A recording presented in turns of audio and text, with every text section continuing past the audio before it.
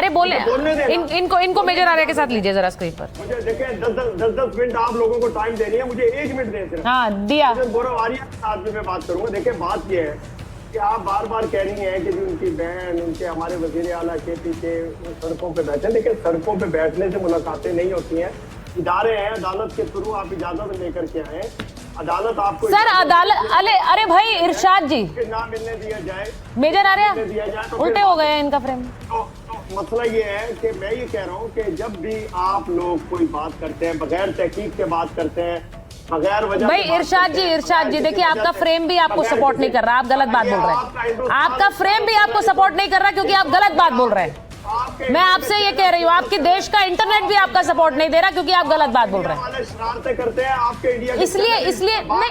अरे भाई उनकी बहनें, उनका बेटा किसी को जवाब नहीं दे रहे। नहीं आसिम मुनीर करा रहे हैं, आसिम मुनीर करा रहे हैं।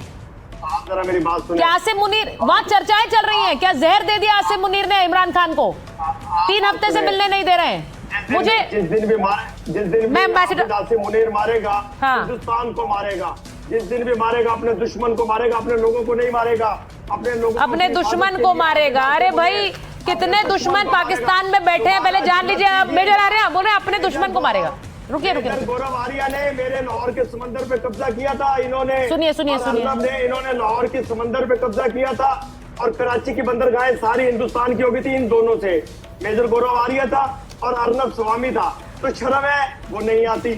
एम्बेसडर वोरा के बाद हाँ बोलिए मेजर आर्या, जवाब दे दीजिए इन्हें पहले। एक बार मैं इनको जरा जवाब दे दूं एक बार। एक मिनट हुजूर, एक मिनट आप झूठ बोल रहे हैं।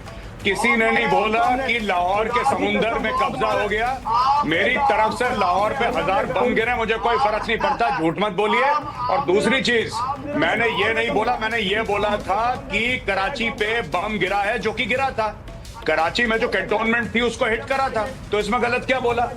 और किसने बोला लाहौर में? My geography, my understanding of Pakistan is far better than yours sir. आपको पाकिस्तान में इतना नहीं पता है जितना मुझे पता है। आप मेरी बात का भरोसा करें इस बात का।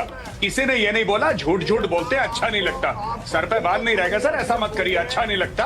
पोते पोतियों के साथ खेलिए, टेलीविजन पे झूठ मत बोलिए। नहीं वो उसने ही, लोग कहते हैं सर पे बाल नहीं होते तो पैसे आ जाते हैं। आपके पास ना पैसे है ना बाल है। ये सब मत करिए सर, ये सब मत करिए। ये अच्छा भी नहीं लगता है, ये अच्छा नहीं लगता मेजर आर्या, क्योंकि ये मुझे लगता है एक लाइव उदाहरण दे रहे हैं कि अपने देश के लोगों के सवालों को कैसे दबा देती है पाकिस्तान की सरकार। ना आरजू काजमी को जवाब, ना अब्दुल समद याकूब को जवाब। जी प्लीज। और मैं एक बार एम्बेसडर वोरा के पास जा रही हूँ। एम्बेसडर वोरा, आपने ये बताया, मैं पिछली बार जब आपसे बात कर रही थी, कल ही बात कर रही थी, तो आपने कहा कि पाकिस्तान में बहुत इमेंसली पॉपुलर है। एम्बेसडर वोरा स्क्रीन पे लाइए, क्योंकि आपने कहा वो इमेंसली पॉपुलर है पाकिस्तान में, और अगर वहां उन्हें कुछ होगा तो पाकिस्तान में बहुत बड़ा जलजला सा आ सकता है। जरा बताइए प्लीज सर। बहुत बहुत धन्यवाद, आपने मौका दिया है आपके शानदार चैनल पर शरीक होने का। बेटा थैंक यू वेरी मच। मैं थोड़ा दिल्ली से बाहर हूँ और जहां पर हूँ सिग्नल इतना साफ नहीं है, तो क्षमा कीजिएगा। बिल्कुल सही आपने फरमाया। आपको याद होगा जब उनको गिरफ्तार किया तो पाकिस्तान की आवाम सड़कों पे आ गई थी और मिलिट्री की नींव हिला दी। दूसरा, अभी ये लोग नया टर्म यूज करते हैं, हाइब्रिड गवर्नमेंट। कोई हाइब्रिड नहीं है। ये जो पिंजरे वाली मुनरिया है, जितनी पावर है इसके पास है, ये सब जानते हैं। 27th अमेंडमेंट के बाद क्या करना है। अब न्यूक्लियर हथियार भी उसके हाथ में दे दिए हैं। हम लोग ये देख रहे हैं, किसी भी तरह से और कुछ करने की जरूरत नहीं। मिलिट्री टेक ओवर की। लेट मी कंप्लीट सर, मैंने कुछ नहीं बोला, आप मेरा मुंह पे जिप लगा दीजिए। Let me finish what I am saying sir, खामोश हो जाइए। और जो आप मेजर आर्या की बात कह रहे थे, he is a youth icon in my country. We are very proud of you major Arya son, carry on जिस तरह से आप काम कर रहे हैं। मैं सिर्फ इतना ही कहना चाहता था बेटा कि सुचारिता बेटा, आप भी ये कहना चाहता हूँ कि ये इतना पॉपुलर, दोनों के बीच में फर्क इतना बता देता हूँ। ये जो पिंजरे वाली मुनरिया है, ये भी शारिया चाहता है, ये भी फंडामेंटलिस्ट इस्लामिक है। इमरान खान भी शारिया चाहता है, वो भी फंडामेंटलिस्ट इस्लामिक है, इसलिए उसको तालिबान कह दीजिए, तालिबान खान। दोनों के बीच में फर्क इतना है, इमरान खान जेल में है, हजारों की संख्या में लोग आ गए हैं।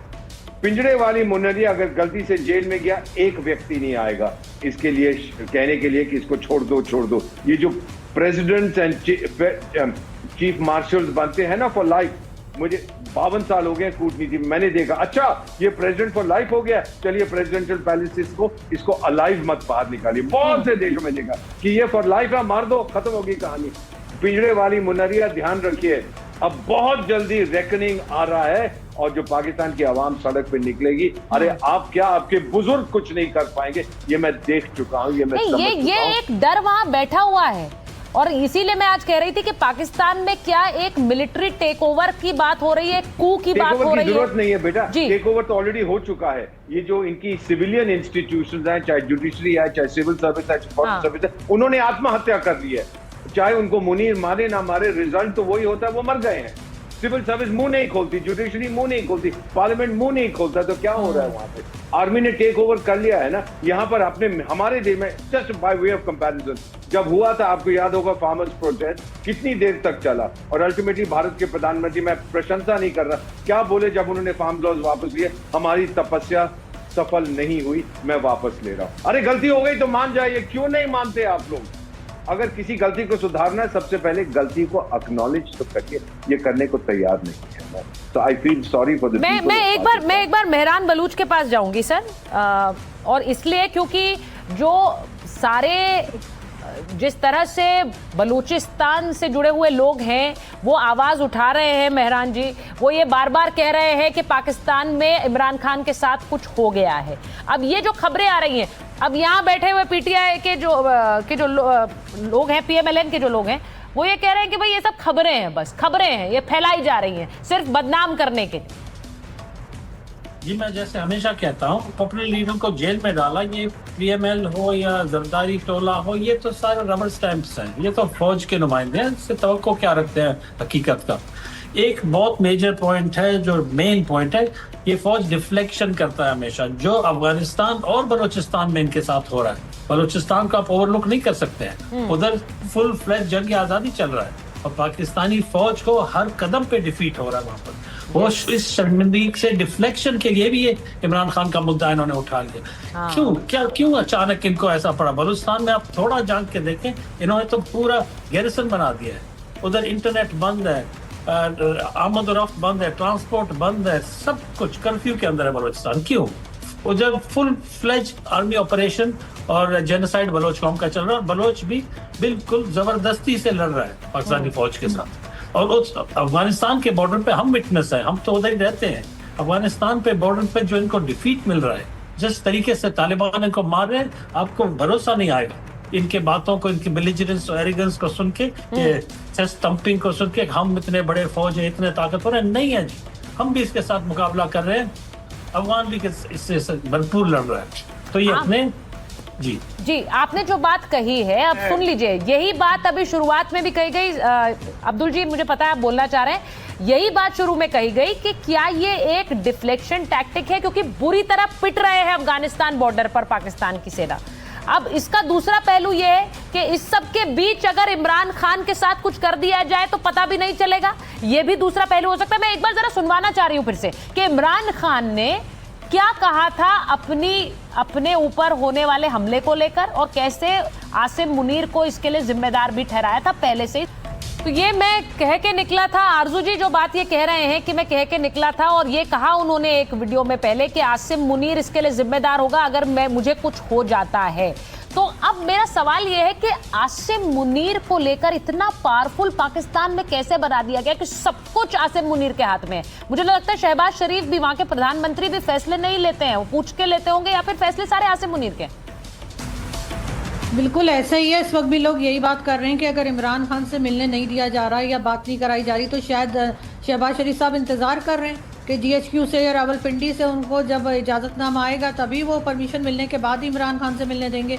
लेकिन साथ साथ ये बात भी कई लोग कर रहे हैं, जैसे आपने मुझसे पहले पूछा था कि यहाँ क्या बातें चल रही हैं, तो उसमें ये भी चल रहा है कि अब ये पहले जैसी इनका जो कह लीजिए तरीका वारदात वो नहीं रहा जो पहले था, कि जैसे भुट्टो साहब को फांसी दे दी या नवाज शरीफ साहब को बाहर निकाल दिया या बेनज़ीर भुट्टो को गोलियां पड़ गई।